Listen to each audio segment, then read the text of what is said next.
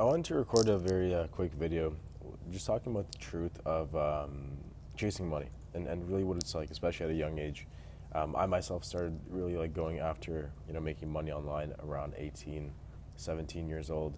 My quick story was getting into, the trades. I was working as an electrician. Early in the morning, I'd be kind of in the subway, and I'd have nothing to do, and I really didn't want to scroll through TikTok. I knew it was bad for me. I didn't want to just listen to music emptily. So there's books I was interested about, Atomic Habits and Think and Grow Rich were two books I've heard of. I was online. I was listening to Luke Belmar and some of these other guys that were kind of popular, Andrew Tate, you name it, and those books changed my life. And the reason why is because they opened up my mind as to possibilities and potential. So Think and Grow Rich talked about how if you got that determination, that burning desire inside of you, you will achieve your goals. You become what you think about.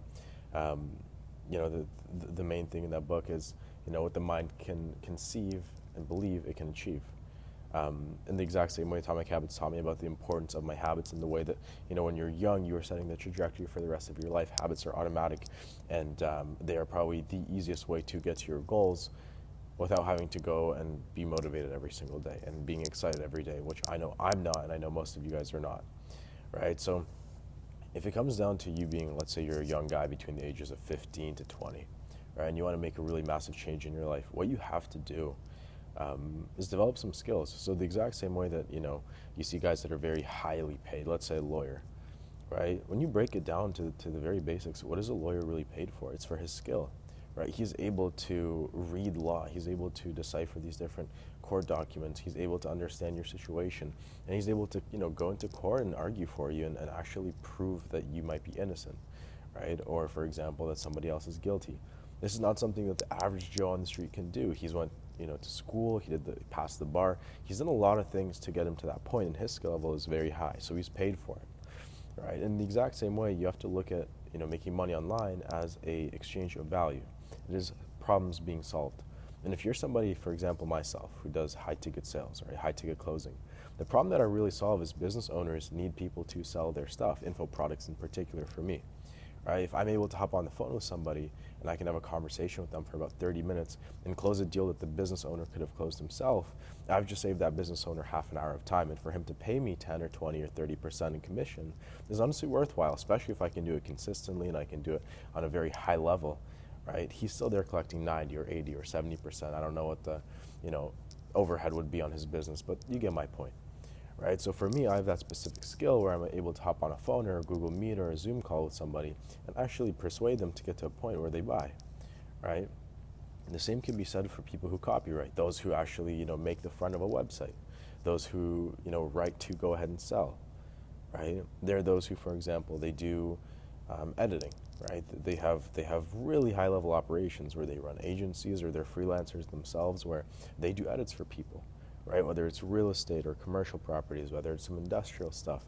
It could be like small mom and pop shops. It could be school boards. It doesn't matter. They do editing and they do maybe videography. There's so many different things that you can go ahead and solve. There's so many gaps that need to be filled where honestly, man, the best thing that you can do to make money is to learn a skill. And the one ingredient to go ahead and start to make a lot of money, and not just money period, not, have it like a 9 to 5. Because even with me right now, to be honest, there's not all that much leverage with what I'm doing. Right, I am one person who has time, who I put in my time and I make my money, and it can be really good. It could be, as I've been able to do 5 figures, for example, the past 2 months. But, right, it's very, very hard for someone like me to make 6 or 7 figures per month doing exactly what I'm doing now. Right, there'd have to be some really crazy adjustments that I just can't make just like that. But the way to go ahead and start to make 6 or 7 or 8 figures per month, the way some people on this planet are able to do, is by leverage, right? There is a disproportional amount of effort to results or cause and effect that they have, right? And the only way you can get that kind of leverage is, there's really like 4 kinds of leverage. There is 2 kinds that are permission and 2 kinds that are permissionless. The 2 kinds that are permission are money and it is labor. Money is, a natural form of leverage. You can invest into assets and it'll multiply. But it's permission. You have to borrow it very often because you don't have all that money in the world, especially when you're starting. So it's permission. It's hard to get, right? The other one is labor, right? You pay somebody money, usually a wage or salary, to go ahead and do some kind of labor for you or some kind of task for you. But it's permission, right? It's human beings that you're dealing with. They might get sick. They might not want to show up. They might quit their job. You might have to fire them. They might not do a great job. So these two kinds of leverage, they're effective, and you can build amazing companies with them, right? But there's kind of a limit to them. That's why right now there's two main forms of leverage that any average Joe, literally you watching this right now, can go ahead and take advantage of, right? And you might be thinking, oh, it's going to be something that sounds too good to be true. Well, maybe if you've got a limiting mindset, but you got to realize that there are people making millions of dollars using these two kinds of forms of leverage, right? And the first one is the one I'm using right now. It's media, right? It's being able to film videos or take pictures, and there's no limit on the amount of people who might be able to see this video, right? I've recorded it once, I've put in my time, it's done, it's dusted, but I might have 1,000 people that see it one day, I might have 10,000, 100,000, a million, yet the whole time I'll have put only that half an hour into the video, right? Same can be said for the other form of leverage.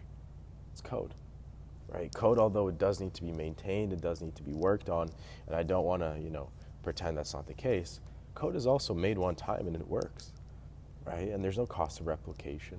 In fact, using AI tools nowadays, I think just any average Joe can go ahead and become a programmer. You can use Bubble and these different platforms to do no-code applications, right? And then if you know that a business is a major problem that you can go ahead and solve with some kind of software, to go ahead and actually start to build that software yourself and learn programming or go ahead and learn no-code is kind of a no-brainer at this point, right? And Naval Ravikant talks about this a lot, but those are the two main kinds of leverage that make a big difference. Why do you think Alex Hormozy is focusing so much on permissionless leverage right now?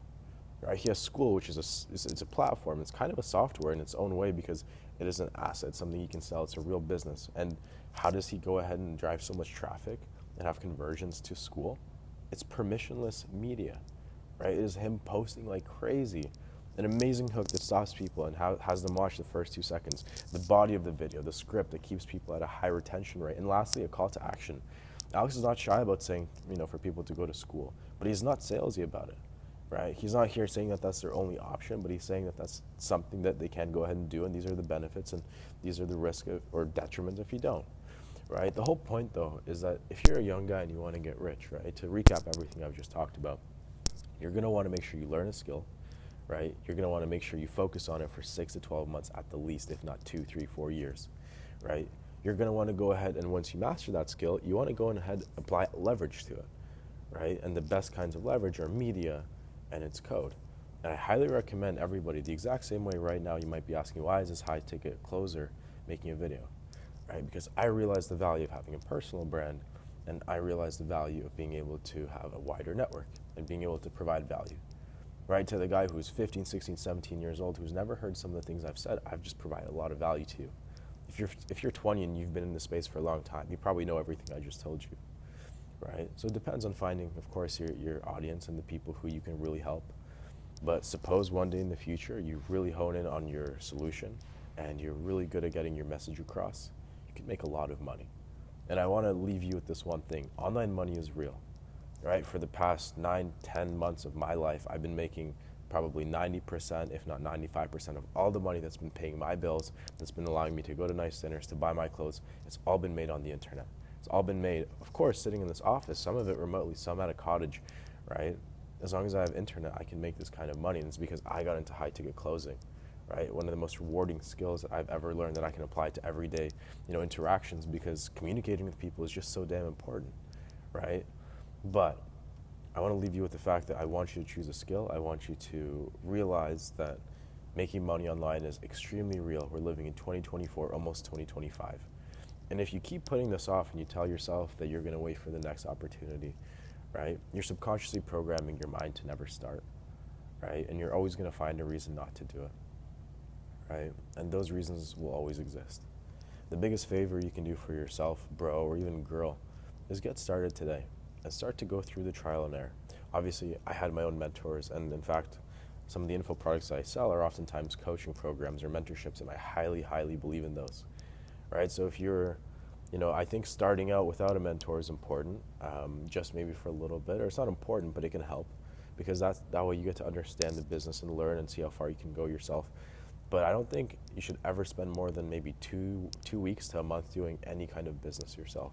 If you're going to develop a skill, as with anything, whether it's the trumpet, it is Cantonese, it is anything else, you're going to want a coach and a teacher, right? And that's the last thing I want to leave you with.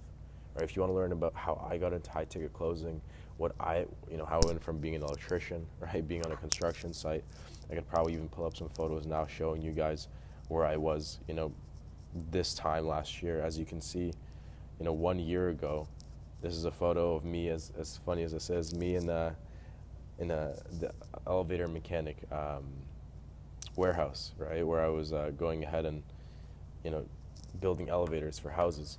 A lot can change very quickly. Right? If you want to learn about how I got into this position, making 5 figures a month doing high ticket closing, definitely just down below, book a call with me, follow my TikTok, follow my Instagram, and I'll be happy to have a little conversation with you. You can definitely DM me on Instagram or TikTok as well, and I'll kind of tell you about what I went through and who I recommend learning from.